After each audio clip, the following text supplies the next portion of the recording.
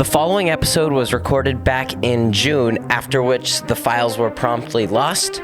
I finally found them, and I hope you enjoyed this episode. Now past me, take it away. Hey guys, welcome back to the show. I'm Parker Emerald, and this is The Conversation Station. Today's guest is a young entrepreneur based in Virginia Beach with a strong presence in the real estate and mortgage industry. Passionate about creating a fulfilling environment for his employees and customers, he strives to ensure their happiness and satisfaction. Alongside his professional endeavors, Austin devotes his time to loved ones, including his family, friends, and 2 dogs. His unwavering faith in God's plan and his relentless work ethic and drive have driven him to achieve his goals and serve as an inspiring role model who transforms dreams into reality. So without further ado, let's give a warm welcome to the one and only Mr. Austin Frangoules. Welcome on, sir. Thanks, man. I appreciate being here. Yeah, man, I'm excited to have you on. For those of you listening at home, I met Austin through a previous guest, John Richards, and John spoke very highly of him, and I'm excited to have him on. Why don't you just start and give the audience a bit of a background of who you are and like what has this journey been like that's brought you to being an entrepreneur in the real estate space? Yeah, man, it's been a fun journey.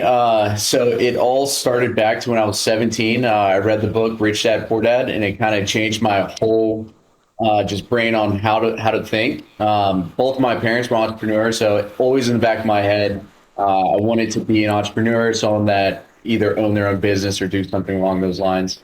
So I was a straight A student in high school, brought it over to college, had a scholarship for baseball. And then I decided to leave college because 1, I missed my family. 2, I felt like I was just wasting my time and just retaking high school classes. That's all the beginning of college felt like. And I knew at that point I just wanted to do something on my own. I originally thought I wanted to take over my dad's painting company. So he owns a painting company. He's been doing very well. I worked for him all the summers that I've ever been in. And for me, when I started working with him, because he didn't need me to take over right away, he said, hey, just work for me, learn from the bottom up. And I started doing it, and I was like, man, I hate my life. This sucks so much. So me and my now fiance, we watched HGTV all the time, 19 years old, kind of dreading life, trying to figure out what I want to do. And then at that point, I was like, man, it'd be so cool to flip houses like Tarek and Christina on Flip or Flop. And she was like, well, why don't you be a realtor first? And said, all right, screw it, let's do it. So I signed up to be in real estate that next week. About a month later, I had my real estate license. And since I'm pretty good with people and it's very easy for me to make connections with people, real estate was pure gold. So immediately my first year, I was able to make 6 figures. So between 21 and 22, I'm making 6 figures, living in my dad's house, saving my money, being smart, but trying to learn from as many people as possible. Well, me, I don't like to wait. I like to go very quickly. So by year 3, I actually got my broker's license for real estate. And then at 24, I decided to open up my own company. And now that I've got that company, we're close to 50 realtors. But during that time as well, back in 2018, I opened up I was part of a mortgage company. And I started building their business development side, started bringing in some good revenue over there. And then about a year and a half ago, we just kind of split ways because I didn't like how they were doing business anymore. So I decided to open up my own mortgage company. And just from learning from other people, I found that it is so valuable to, and think of it this way, like look at a table, right? You've got a table, and if you've got one leg holding the table up, if someone ever got rid of that one leg, the whole table crumbles, right? But if you can add 2 legs, 3 legs, or 4 legs to hold that table up, even if one of those legs disappeared, then you still got a stable table. And that's the whole thing with this. Think of it as your income. And this really comes back to COVID as well. If you only have one source of income and something like COVID knocks it out, that whole table is going to crumble. But if you've got 4 or 5 pieces of income holding that table up, even if 1 or 2 of them go away, you still have others holding them up. So I learned years ago that I can't just sell houses, because if I just sold houses, then that is my only income. And if I stop today, then the money stops as well. So I need to find more sources of revenue. That's where I got title partnerships. That's where I got my insurance license and started doing that. That's when I opened up the mortgage company. That's when I opened up the real estate company and still do my own real estate sales. And then during all this, I knew I didn't want to just keep working for money and be a slave to the dollar. So that's when I started investing in real estate. And it all started out in Snowshoe, where I like snowboarding. And first I was like, you know what, I'll buy a place. The management company said I would lose $1,500 a year. And at that point, I was like, well, I'll build the equity, right? And I have a place to go board. Well, I was like, you know what? I could do this on my own. I could manage it on my own and make money. And that very first year, I profited $35K off of that property. And then just being smart with money, took that money to reinvest into a second one and then to a third one. And then I cash out refied the first one to the fourth one. And now those properties alone will generate over $250,000 of net profit. So it's really cool, just that whole entrepreneur brain and where one thing can lead to the other, and think smart with your money and your decisions. Absolutely, and I think that's kind of interesting. So my dad does stuff in the financial space, and one of the books that he's been telling me to read is Rich Dad Poor Dad. He gave the book to me a couple of years ago. So that's one of the things that he'll like send a bunch of his clients is that book. And back then I wasn't really ready to digest the information, but from what I've read, that book is really, really good. But I think I think it's interesting to look at what you were saying about the multiple sources of income, because it's something that you hear said by so many people that it dilutes the message, where you're like, diversify, multiple forms of income, have all these things. But one thing I've noticed is that we live in a world where when something is said by 100 people, it can go either two ways. It can either go everyone begins to do it, or it dilutes the message, and I think both things happen.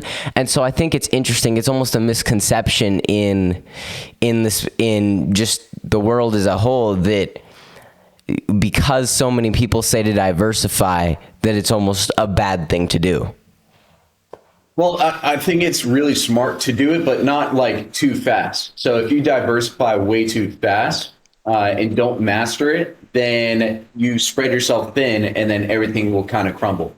So it's like you need to get one thing first, master that, build a system, have it run on its own, and then use it for the next thing, to where the second thing will then operate on its own as well, then move on to the third thing, and then the third thing can move on its own from there. So it's like becoming a pro at it, have the system run itself, and then move on to the next thing and diversify from there. Because if real estate sales crumble, but mortgage sales skyrocket, then I'm going to be fine there as well. So diversifying is great if you do it properly, but I believe in creating a system first and then having that system run itself, to where then you can move on to the next thing. Yeah, and so one of my favorite things is I have a mentor who his entire business philosophy is this pyramid that is HSC, and it's in that order in terms of importance: humans, systems, and capitals, because you need humans, but also important is having systems so that the businesses can run themselves. And then capital, that's obviously your money. You need that. You need your investment, and then you also get capital. But then the other thing is that you have to have your humans and your systems right before any capital is going to come your way, or before you can move on to a different source of capital. And so I think it's very interesting to look at it that way. And I want to shift gears here a little bit, and I want to ask you, so what is your take on the current real estate market? Because it's kind of just been rising and rising and rising, and especially where I'm at in California, it's very, very crazy. And I remember it was like 5 years ago, my grandpa sold his house so that they can move up closer to us. But it's funny, because one of the things he was saying then is, I'm selling my house because the market's about to crash, and everyone thinks the market's always about to crash. What do you think about, do you see a market, a market crash coming in the real estate space, or do you see it continuing to rise, and how long is it going to continue to rise for?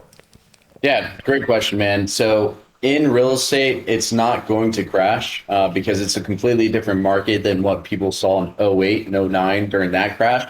Now, I'm still a young guy, right? I'm 28 years old. In 08, I was in 8th grade. So I didn't get to experience that crash. However, now being in for real estate so long, I know what the problem was. The problem was, and during that time, there was an overage of lending, and people can just say they made X amount of money and be able to get $1 million house without actually being able to afford it. So many people did that. Well, when it came time to paying their bills, they couldn't. And then just so many defaulting loans and so many houses foreclosed on, it created this giant bubbles where everything came down crashing one day. Today's market, there's hardly any houses on the market nationwide. So if we go back, let's say 8 years ago in real estate, in Virginia Beach, in my city alone, there was 3,000 homes on the market. Today in Virginia Beach, there's 300 homes on the market. So there's not going to be any crash solely because of that. Now, home prices have skyrocketed mainly because of supply and demand, right? If there's a low supply but still a high demand, those prices are going to go up no matter what. And it's not creating a bubble. It's not creating anything like that because there's so many buyers out there that need to buy homes, but there's not as many sellers. And the main reason behind that is interest rates are honestly the main problem for this. Interest rates right now are right around 6.5%, sometimes 7%, and they're volatile like no tomorrow. Like I'll see a 5.5% one day and a 7.5% the next day. And the problem with that is if we go back just 2 years ago, rates were at like 2.5%. Someone could buy a $500,000 house, let's just say for $2,000 a month. Well, if someone wanted a $500,000 house today at 6.5, they're paying like $4,000 a month. It's a huge difference on that. So it takes a lot of people out from buying what they want. But number two, since home prices went up so high, if a seller decided to sell today, they'll make a bunch of money. But their problem is, where are they going to go after that? There's hardly any homes on the market, so they're not selling. But number two, since homes went up so high, let's just say a normal $300,000 house today, right? That home was $200,000 just a couple years ago. So those $300,000 houses are now worth $400,000. So when someone tells me they're looking for a $300,000 house, and I show them that, they're like, "That's not a $300,000 house." It's like, this is the new $300,000 house. So it creates this never-ending cycle to where it's like people can sell, but they don't want to sell because where are they going to go? To where people can't afford to what they want, or people aren't happy with what they want. So until prices stable out a little bit and more homes get on the market and interest rates drop, that's when we'll see a difference. But there's not going to be any crash related to any of that. Interesting. So I guess my question on that is when and how are prices going to stabilize and interest rates going to stabilize and people begin to want to sell their homes? Because as that is the main issue on the with the market right now. How do you see that issue being solved so that it's not like 300 and whether it's closer to 1,000, but there are more homes on the market? Yep. No, this is an easy question. And actually, I want to back up to the last one real quick as well. Back when in 2008, everyone was getting approved. Today, as an owner of a mortgage company, we decline so many people every day because of lack of income or lack of proof of income. We're not approving someone that is like, maybe. It's like, no, they're definitely able to buy this home. So that makes a huge difference between that 15 years ago to today. Now, the market's not going to stabilize until interest rates go down. And interest rates will only go down when we put our inflation under control as a U.S. economy. And what did that was we did overspending with our government, which at that point caused all this inflation. And with the government still wanting to spend, it's not helping anything when it comes to the inflation of the market. So it's weird to say that inflation, it directly correlates to our market interest rates, but they 100% do. In most presidential years, interest rates will go down just a little bit because the market is ready for a new change. However, I don't care which side of the spectrum someone is on, Republican or Democrat, if we elect the same person that is there now, things are only going to get worse. So unless we get a change of either party, honestly, just not the same person who's in there, at that point, things should stabilize a little bit. Market should adjust. inflation should cool down a little bit by making these changes within the government. And at that point, everything will chill out, and then more buyers and sellers will be on the market. Yeah, I think it is interesting to look at issues like this, and it is interesting because inflation definitely correlates to a lot of the economical and issues we're having. Because again, I mean, that doesn't help with the market going up on the real estate side of things, because now your 200,000 is worth less than it was a year ago, and not only that, the market is rising even independently to inflation. And I do think it's interesting because we live in a world that's so over politicized, so black or white, where it's like you either agree with everything this person says or you disagree with everything this person says. And I think it's interesting because is it really that outrageous to say, hey, maybe I like this thing about this person, but maybe not this thing? Like, okay, let's look at our former president, Donald Trump. You're like, okay, well, I liked the interest rates were lower, but maybe you didn't like his tweets or something like that. But the issue, I think that's one of the main issues with our current society and the culture of the internet, is you are one way or the other. We've lost the perspective as to the fact that you don't have to agree with someone 100%. There is gray area, and it has become such a space where you can be so easily ostracized from the entirety of society. 100%. It's horrible, man. And people have politicized everything out there. It's very bad. It's very bad for our culture. And honestly, I don't think most people are like that. I just think it's the media trying to push a certain agenda. And really, it's like 1% of the world that actually feels that way. I think most people like you and I are pretty normal, even though I'm in Virginia and you're in California.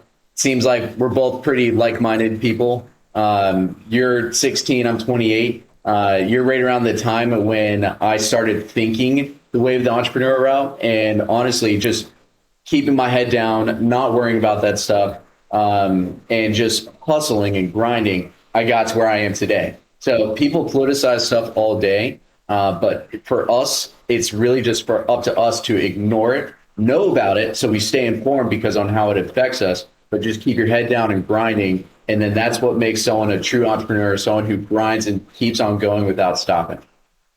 Yeah, and it's interesting just to think about it in that way, where as an entrepreneur, it is your job just to kind of be both. You have to balance both, whether, you've got to be both not caring about it, but also aware. And it is a hard thing to navigate, but it is vastly important. And I do think it's interesting because it is the 1% of people who are easily offended, but that 1% is the loudest. Correct. The 1% is the people that do want to have Twitter wars, and you're not going to see Twitter wars from the people who don't want to have Twitter wars. And so it's like the 1% on either side of the political spectrum is the people making the most noise. But it's like, I think that's one of the issues, is that the 1% in anything, right? The 1% in business is going to be who you hear from the most because they're making the most money. The 1% of politicians are going to be who you hear from because they're the people in the public eye. But I think as a society, what we need to do is we need to minimize what the 1% of far in either direction, or more, maybe you're not far in one direction, but you just want to argue all day. I think that's an issue that needs to be addressed in some way. I don't know. I'm 16. I don't know exactly how we would address it. But the thing is that we need to address this issue because currently our country is only becoming further and further apart, and I don't think that it's coincidence. I think to some degree it's by design. By who's doing this? I don't know, but there's definitely some part of it that's not coincidence. No, it's definitely not. It's all a plan by the upper elite of 0.01%, honestly. But that's where people like you and I honestly have to just keep our head down, grind, know what we want to go after, make the money, get where we want to be financially free, succeed that way. And then once we're finally there, then that's when we can actually have a voice about this stuff. we can't let the everyday troubles bother us, or else it's going to affect our mentality. And for us entrepreneurs, so many bad things happen. The ones that succeed are the ones that have the mental toughness and the mental fortitude to get through everything. And hearing all this noise that the media causes, and hearing all this noise of what people say, and the arguments that people say, hey, that's great. I know about it. I'm not going to take part in it, because I'm focusing on me and I'm focusing on building my legacy. And that's the only way I can strive to be better. If I just focus on all this noise, stuff like that is going to bog me down, make me not motivated, make me not care about myself anymore, and make me just focus on these issues that don't matter, when I need to focus on the issues that matter to me, like building wealth, building my relationships, focusing on God, building America, man, making it life good. And that's the only way. It's just to focus, hone down, strive, and get better. Absolutely. It's interesting because it reminds me of one of the things that really helped me with, staying motivated and getting into that entrepreneur mindset and being able to take more action than I was, is very simply not worrying about the things I can't control. Like, I should still be aware of them, but like, if it's not under my control, then it's not my job to try to fix it or worry about it 24/7. And I think once you can detach from the issues of society and focus on your own life, I think that if the majority of Americans would take a step back, stop worrying about what other people say, and stop worrying about these things that you can't control. I think what you should focus on is, okay, well, if everyone's saying this thing about me, right, maybe there's an issue focus on yourself, improving yourself. But I think if a large percentage of society were to shift their mindset from fixing society to fixing themselves, society would fix itself, because a broken society stems from broken humans.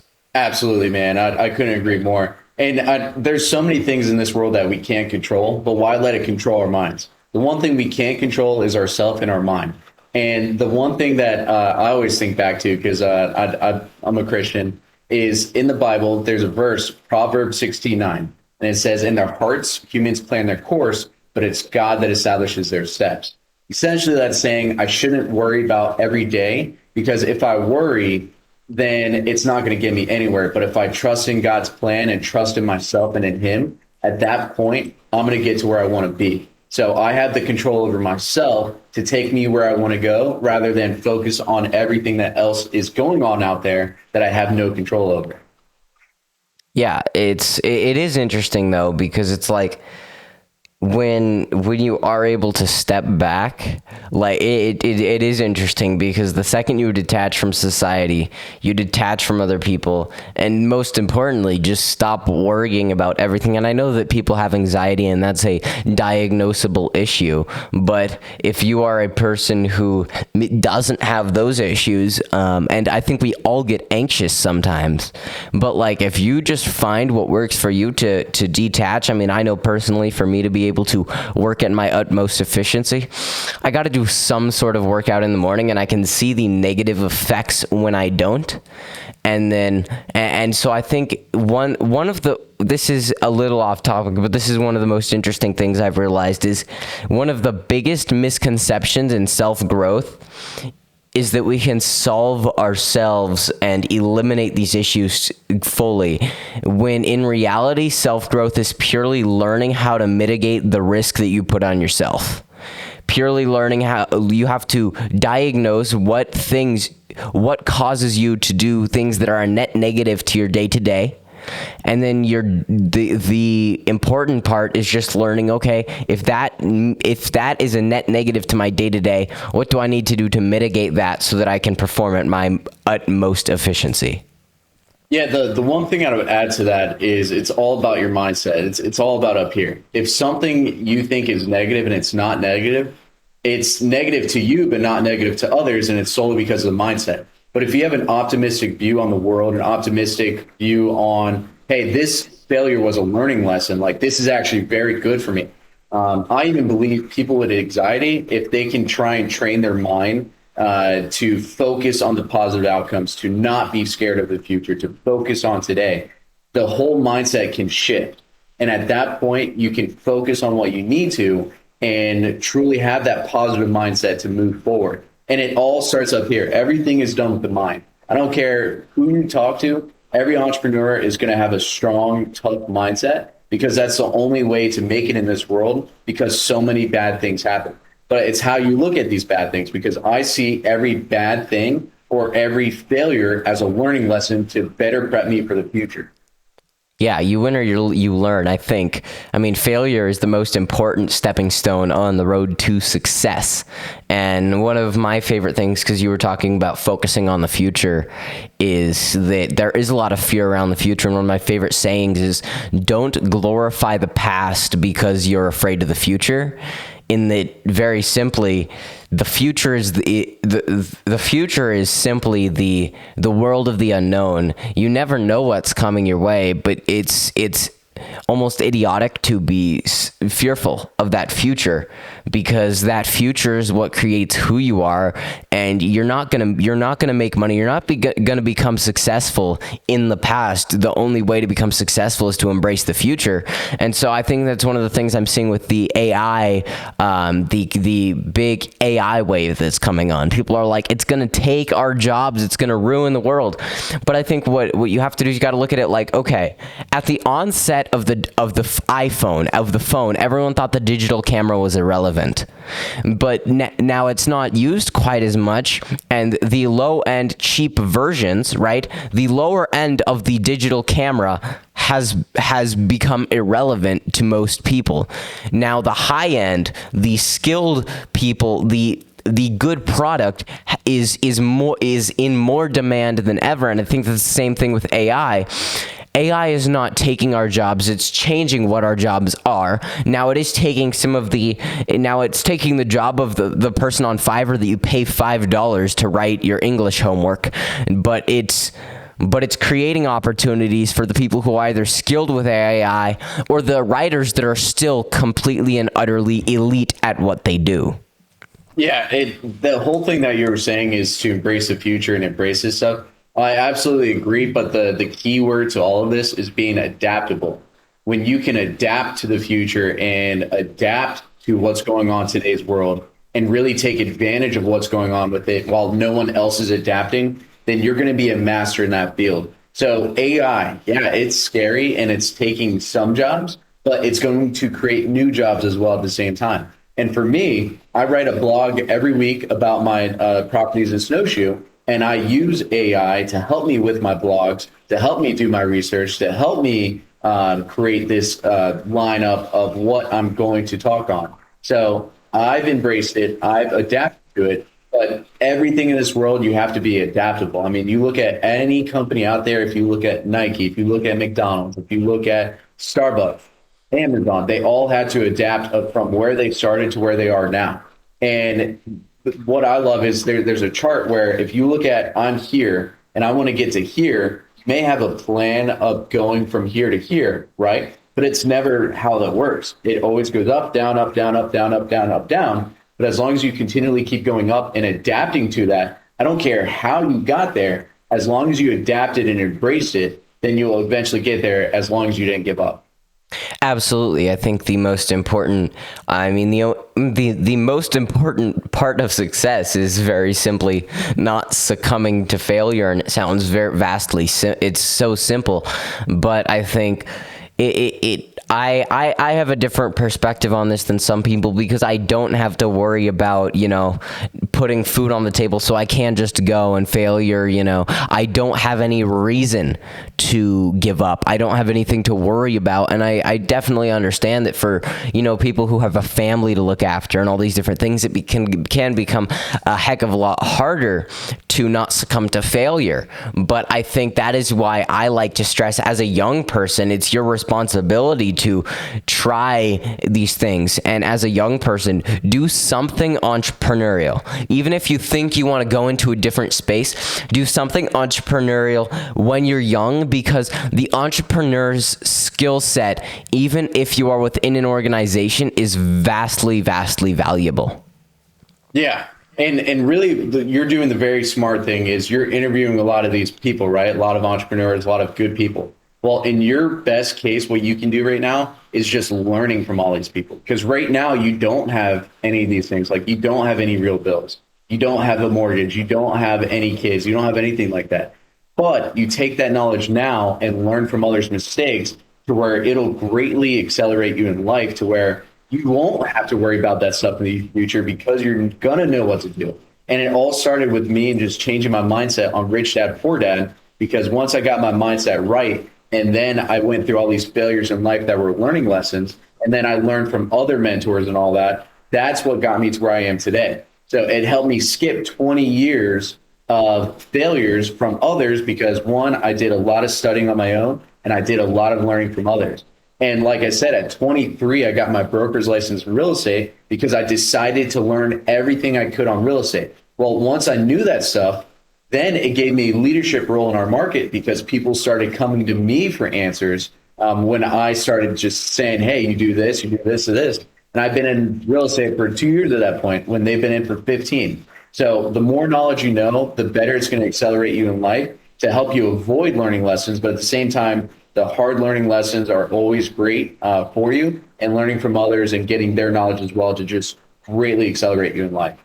Yeah, absolutely. So I want to ask you a bit more of a specific question here. And I guess my question is, what is the biggest mistake you see people making when looking for a home, when buying a home, just when house hunting in general?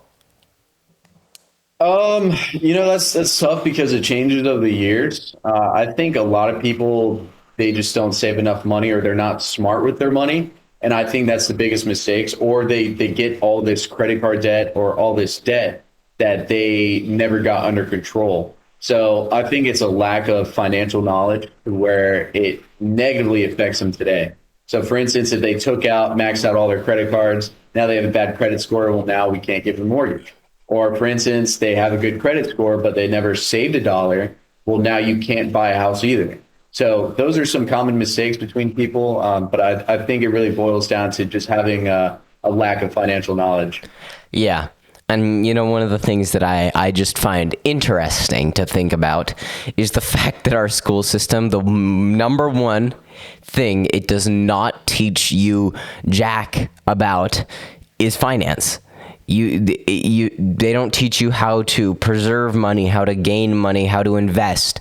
And it is interesting. And I mean, I think one of the best things to learn how to invest is talk to people that know what they're talking about. And so secretly, this is a quote I got from a guy I had on the podcast by the name of Travis Chappelle, who runs one of the most successful podcasts, entrepreneurship podcasts, has gotten to talk to Grant Cardone, Shaq, Patrick Bet-David, all of these incredible figures. And one of the things he said is, the podcast is the Trojan horse to get to speak to people you'd never think you'd get to talk to.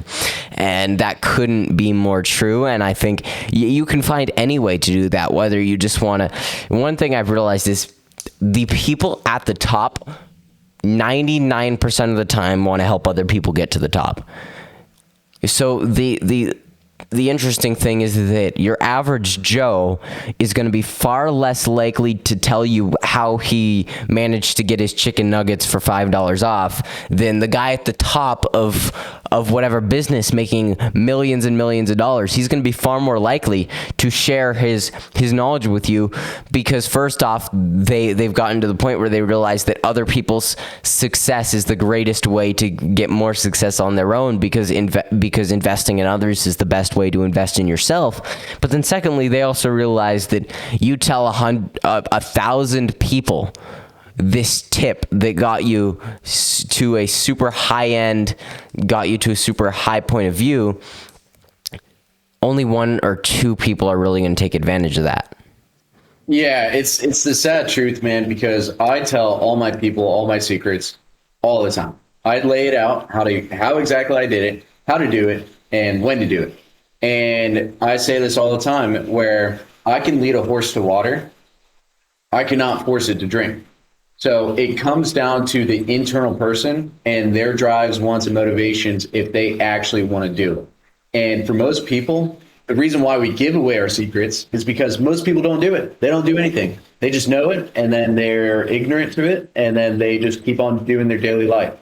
But when it becomes an entrepreneur situation, I mean, there's a lot of sacrifice behind it. And do people want sacrifice? No, they want security. Everyone wants a nice, stable job that has a W-2 at the end where they get $2,000, $3,000 every month. They know they can count on it. For me as an entrepreneur, there's no guaranteed money at all. All of it is based on what I can do to create my own destiny. And most people don't want that. They want the easy way out. And because of that, they're not going to be willing to do things to get to where they want.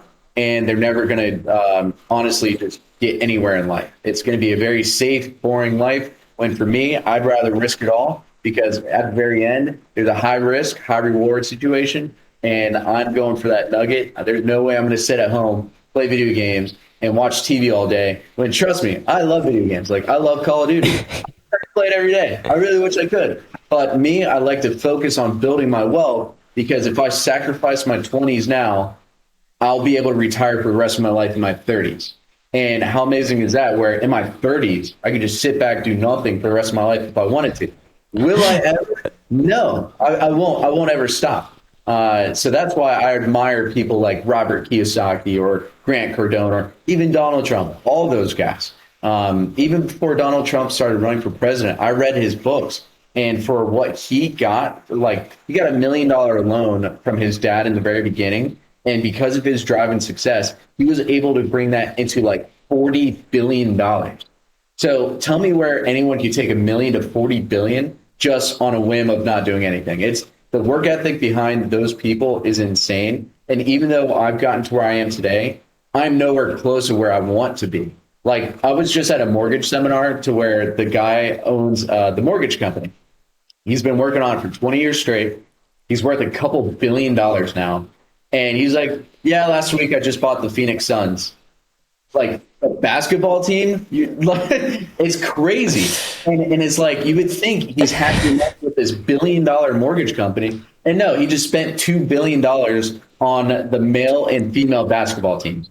So because who the heck wouldn't want to own a basketball team, you know? Yeah, he always wanted to be in the NBA, but he was like, well, I got here somehow. So it's cool that the mindset is like, hey, there's always growth to happen. There's always more to happen. Like my first goal was to hit 100K. And once I hit it, I was like, that's it? Like I can do more. And then it was 150, then 200, then 250, then 300, then 500. It's crazy where it rolls. And for me, people are like, oh, shouldn't you be content? It's like, dude, I'm nowhere near content. I'm nowhere near where I want to be. And that's the only way you can strive to be better in this life. But hey, if I can play a video game once in a while, cool. But no, I'm not going to do that every day because then it's going to affect where I want to be. Yeah, I mean, I probably play, I'll hit some video games like once a month. And it's usually just when I'm like exhausted and I don't have any brain power left to do anything productive. I'm like, you know what?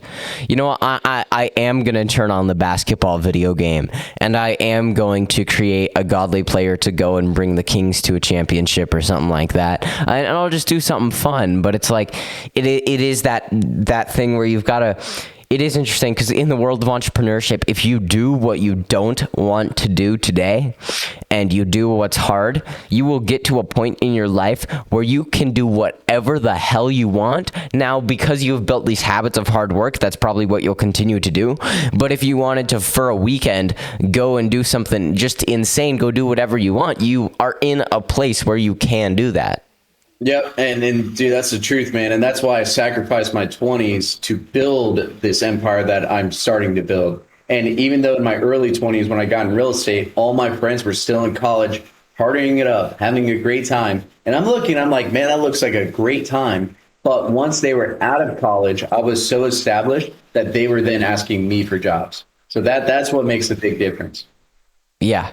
Absolutely. And something you touched on earlier when you said people want this safe job that gives them a W-2 and all these, and, secure income. And the interesting thing is, if you ask a lot of those people how their job is, they will use one of the two worst F words, and that F word is fine. My job is fine. My life is fine. My relationships are fine. That is one of the worst lives you can live, is a life that's fine. If someone asks you like, oh, how's your business? It's fine. Fine is just a word that hides the frustration within. And so I think if you can live a life where someone asks you how you're doing, you say you're great. Because look, if you are messaging with a friend and you ask them, how are you? How are you, man? How are you doing? And they reply with one word, fine. Well, now you're concerned. So if you are a person who feels fine about your family, fine about your life, figure out what you can do to take yourself from fine to feeling amazing and excited to get out of bed every day.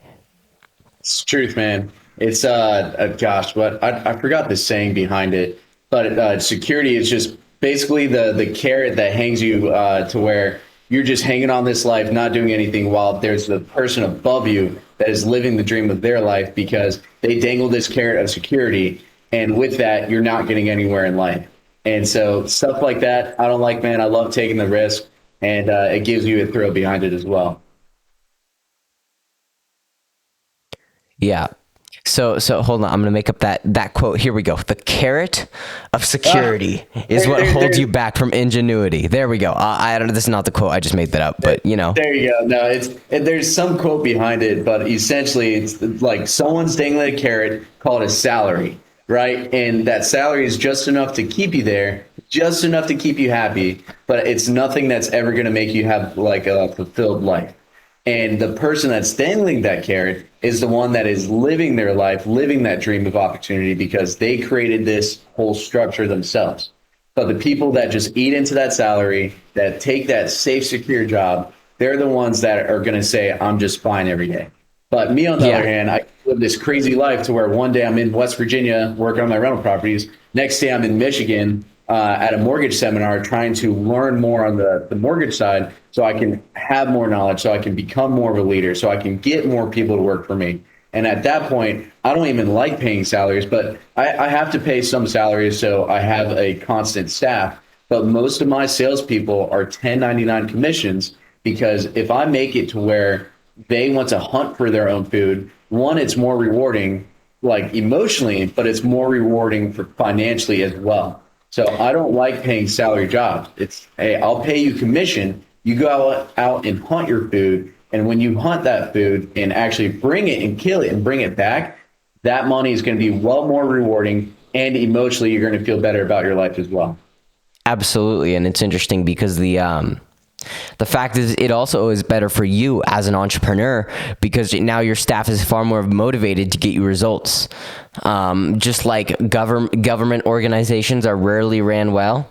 Like the DMV it might be the most depressing environment in America, but because the fact is that, you know, they have no reason to do their jobs to the perfect extent, because they don't have to worry about whether they're getting paid or not. And I think when it is commission based, you know, you've got to work harder, but you're also probably going to end up making more if you can take your mindset and pour in to pour in the time, energy, and effort. And it's just interesting to look at the space of employees and just figure out that, hey man, there is that. Hold on. I think that the interesting thing is you do have to, commissions are hard to do with something like, okay, you're a grocery store clerk. Are you getting commissioned every time someone goes to your stand? Right. But like, there are some jobs where it's like, okay, yeah, you should just pay teenagers minimum wage as they get started. But like in a lot of ways, doing it commission based is very rewarding for both the employer and the employee. And then something else you were saying, how you were going here for you're going all over the place. I think one of the best parts of entrepreneurship is doing so much stuff that you have no idea. It's doing so much stuff that you're overwhelmed by what you're doing, but because you have control over what you're doing things you enjoy. And that's one of my favorite things where I can be doing so many different things. Okay, I'm helping my mom with stuff on her business side of things. And then, okay, on Saturday I have this. Oh, and on Thursday I have an event for 5 hours that I have to go to. And the best part is that when you are at a point where you're not worrying about the things you can't control and you're just doing a bunch of things that you enjoy, it creates this dynamic where your environment is changing so much. It makes it a lot harder to get into any sort of slump where if you're hanging out with people you enjoy being around on such a consistent basis and in a bunch of different environments. It helps with morale. It helps with everything on the mental side of things. And so I think that as a person, one of the things you have to master is what do you need to do to feel happy mentally, and it's going to be different for everybody. But once you get that right, and like you said earlier, once you get your mindset right, everything else falls into place. Success comes, and everything else becomes easy. Yeah, and to even add to that, for what you're saying, is it also matters about who you surround yourself with, because the people you surround yourself with, those are the people that can motivate you or demotivate you. And those are the people that also can influence you or influence you in the wrong way.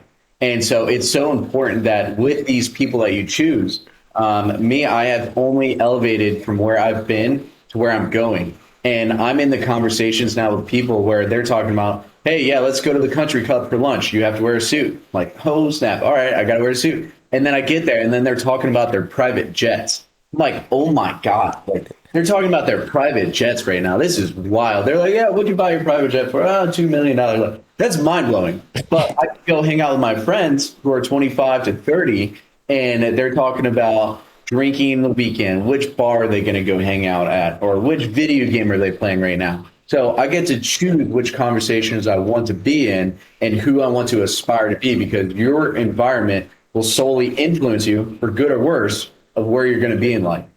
Yeah, so I had a guy on the podcast a couple months back who my dad has known for years, and he came on and we spent 30 minutes talking about the process of him buying his 2 different private jets. And it was just insane, because what he was saying is that it was a very good investment for him, because the tax deductible was way better taxes wise, and but it's just crazy when you talk to these people what I just spent a bunch of time talking about private jets. And I think it's interesting because the second you become intentional about your relationships is the second that you can really become intentional about your success. And that's what happened for me the second I was like, you know what? Okay, I've been hanging out with these people occasionally and they're cool, but they're not providing me value. And the fact is that the people that I enjoy hanging out with most currently, locally, I have my best friend who's out in Wisconsin, but out here in California, the people I enjoy hanging out with most are 30 and 42. And as a 16-year-old, that's pretty irregular. But it's interesting because when I spend a bunch of my time talking to a mentor or this other guy who gets me amped up to go do whatever I want to do, it's like it creates this success environment that makes your success inevitable. And then I come on this podcast, I'm like, okay, I'm going to talk to a guy who's talking about private jets. Oh, and then I'm going to go talk to former Navy SEAL John Richards. Oh, and then I'm going to talk to a podcaster who's gotten to talk to Shaquille O'Neal. And it's like you just surround yourself with successful people. I don't remember the exact statistic, but there are statistics. You know how people say surround yourself with successful people and you yourself will find success. There is a statistic to that, where if you have people in a work environment and they did an experiment where they had one group of people in a work environment where they had a couple of top performers in the same room as them working. And then they did another experiment where they had people with the same exact base, like the same exact base efficiency. I actually think they took the same group of people and they put them in a room with a couple of low performers, right? Just like 2 low performers and 2 high performers. The people in the high performing room performed much higher in their own personal success, made more money than the people with the low performers. So there is a statistic to the people you surround yourself with is who you become. It's just crazy to think that there are statistics to all of these things. There is, man. And actually, in the very beginning of that, you touched on something that I love, and it's providing value. And if someone can provide you value, those are the people you want to be around. But at the same time, you have to find ways to provide them value. How can you help them? How can you elevate them? Because in return, they will do the same for you. So For me, I always try to find a way where I can provide value for others, provide value for my people, and in return, they produce and provide value for me. Yeah, the number one pillar of business for my mentor is provide value, provide value, provide value.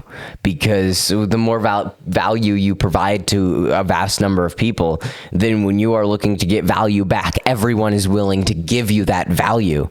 And he is very big in the video space, and one of his things is, and I put this out as a reel on my page the other day, and it was as if you are someone in the content game, don't let the compensation, the money side of things get in the way. Just document as much as possible. You're going to an event, bring your camera, document. You're doing this for someone, document. You're hanging out with entrepreneurs for a day, document. Because the fact is that when you produce that content, people know you did that. That becomes your resume.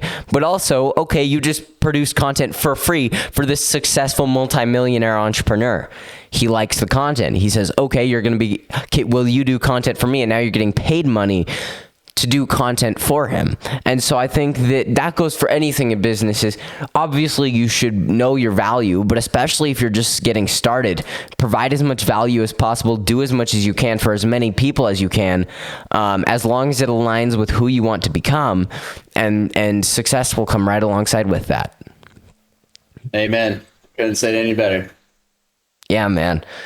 I am beginning to lose my voice from this interview. God, I always forget water. I have water literally sitting upstairs on the counter. I was going to bring it down. And my guests always have water, man. This is always keep it with me, man. This thing never leaves me. This is, well, hey, that water is great value. Hey, it's not just important to be mentally stable, but also physically stable as well. And that's why you need to go to the gym and drink lots of water and treat your body right. And when you have that discipline where you can just physically take care of yourself, you can have that discipline to take care of yourself mentally as well. So it's very important to have both sides of that. Absolutely. But I think where I excel in that is for getting water specifically for podcast episodes, which is when I need water the most, which is so funny because I have already had a bunch of water today, right? But the one time I need it, right, when I'm talking, just don't let it leave your hand. Anywhere you get up, I'll have it come with you. That is a good idea. But it's just funny. Yeah, and I think that it's very interesting because through this journey, I've gotten to talk to people in all sorts of different age groups, especially with the podcast. That's why I stress to people to start a podcast, because last episode, I was talking to a 16-year-old in the video space, and the episode before that, I was talking to like someone who's easily 50 plus in the investment space, angel investing space, who's been in it for years and is friends with the top 30 wealth manager in the United States. So the fact is that surround yourself with all these different people. And especially if they're successful people, because you get to learn who you do and who you don't want to be. And I think that would be, as we wrap this episode off, I guess that's the message I would leave people off with. But if someone's listening to this podcast, first off, where can they find you? Where can they connect with you and see everything you're doing? And then what would be the core message you deliver to yourself? And then I guess the other question I want to ask you is, what is the core message you deliver to yourself at 16? Yeah, dude, solid, man. So people can find me on Instagram at Austin Frangoules. So Frangoules is tough. So AustinFrangoules. Yes, that's a mouthful, but it's Greek, so it's fun. So there's a lot to what you just said, and there's a couple things to it. One is build relationships. Relationships will take you places you could have never thought of, but you have to be open about your wants and needs as well and how you can provide value.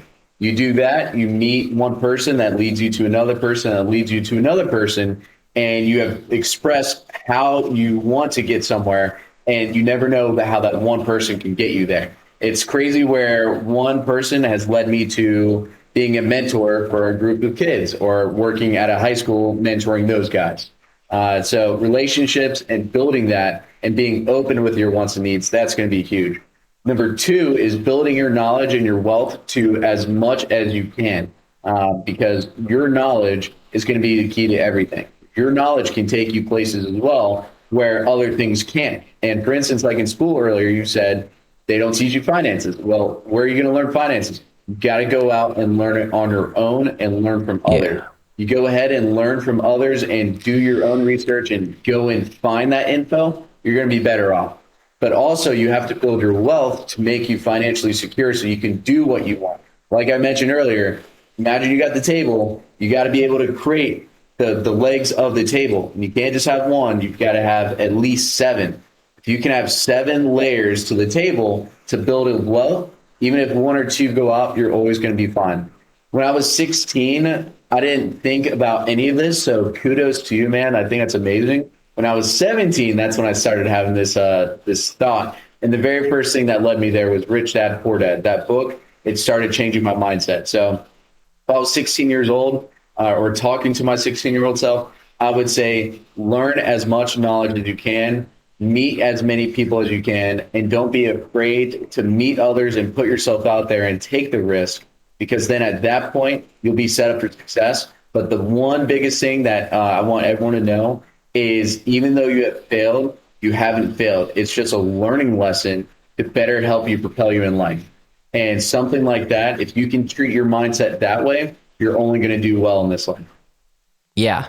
And I think it's just a really, really interesting thing to be doing these things at a young age and talking to these people at a young age. And then the last thing I want to say before we end things off is also, because we've talked about so much about learning these things, and I think from experience I've learned that the best way to learn is by doing. So if you want to learn something, the people doing it are usually very happy if you want to come learn from them or do it with them. And look, if you're young, go do an internship, do this stuff for free. My entire business philosophy has been set by working with my mentor. I mean, and I've been doing a bunch of work with him, and it's like, I'm not getting compensated a ton, but again, I'm building that relationship, and I've had so many podcast guests I have met through him. So it's like, surround yourself with successful people in whatever you want to do, whatever you want to learn. And then from there, your success and your wealth will build, and you will look back, you will take a second to pause in 10, 20 years, and you'll be like, wow, I'm successful. Look at that. How did that happen? And I think that would be my final thing. Yep. Relationships and knowledge will take you more than you can ever dream of. But also treating people right and doing right by them will take you even further. Absolutely. Thank you so much for coming on here, man. This has been great. Thank you, man. Thank you guys at home for watching. I'm Parker Emerald. I've been talking to Austin Frangoules, and this has been The Conversation Station.